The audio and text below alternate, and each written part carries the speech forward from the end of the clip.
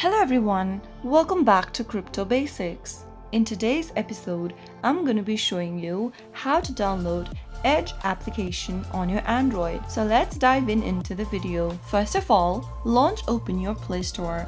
Also make sure that your device is connected to a stable internet. Go to the search box and type in Edge and perform your search. Look for this application from Edge that says Edge Bitcoin and Crypto Wallet. Now tap on the install button to begin downloading the app. Downloading the application might take a while depending upon your internet speed, so always be sure to connect it to a stable and a fast internet. Soon after the application is downloaded and installed, tap on the open button to launch Open Edge application. So that's how easy it is to download and install Edge Wallet application for your Android device. If you found the video to be helpful, go ahead and give us a thumbs up. Don't forget to subscribe to our channel by hitting the subscribe button.